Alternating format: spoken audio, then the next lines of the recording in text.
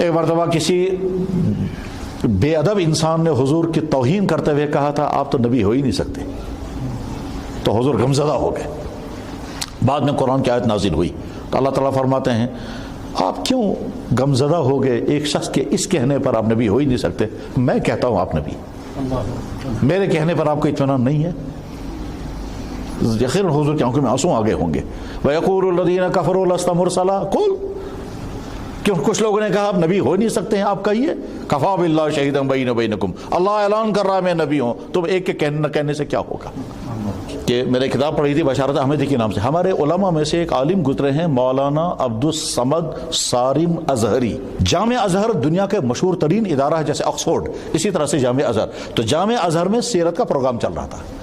عبدالصمد صارم ازہری صاحب کہتے ہیں کہ وہاں عرب علماء تھے، تو میں نے سوچا میں عرب علماء کو میں کیا سیرت سنا سکتا ہوں، یہ تو علم تو انہی کے یہاں ہے، اس لیے میں ان کو سیرت نہیں سنا سکتا، البتہ میں سیرت کی وہ چیز ان کو سناؤں گا جو انہیں سنی بھی نہیں ہوگی کبھی،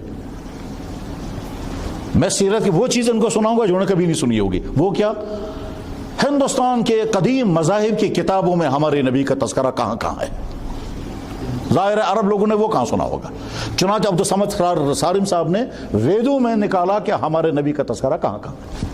اب جب ویدوں کے وہ شلوک نکالے ہوں گے انہوں نے، اور کیسے نکالے، اس زمانے میں تو نیٹ نہیں تھا، تو پڑھا ہوگا، محنت کی ہوگی، اور وہ شلوک نکال کر کے جب انہیں پڑھ کر سنائے، وہ سارے عرب علماء حیران۔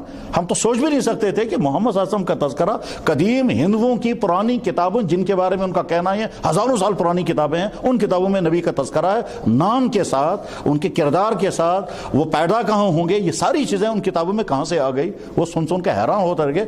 علی طنطاوی صاحب نے ان سے کہا صارم یہ جو تم بول رہے ہو یہ لکھو نہ کہیں، ہم نے تو آج تک سنی ہی نہیں تھی یہ باتیں۔ تو مولانا عبدالصمد صارم رحمانی نے کتاب لکھی تھی البشائر کے نام سے عربی میں، اور اس کتاب کا ٹرانسلیشن ہوا تھا یہاں سری نگر میں۔ ٹرانسلیشن کرنے والے کا نام تھا ڈاکٹر فاروق بخاری، یہ صاحبزادے تھے حضرت مولانا قاسم شاہ صاحب بخاری کے۔ میں نے بھی وہ کتاب پڑھی تھی، پھر بعد میں کوئی صاحب مجھ سے لے کر گئے، پھر وہ کتاب واپس آئی نہیں، اور آپ جانتے ہیں کہ کتاب کسی کو دینا بے وقوفی ہے، اور کتاب لے کر کے پڑھنے کے لیے کتاب لے پھر واپس کرنا کہتے ہیں یہ ڈبل بے وقوفی ہے۔ وہ کتاب ایسی چیز ہے، وہ کتاب واپس آئی نہیں۔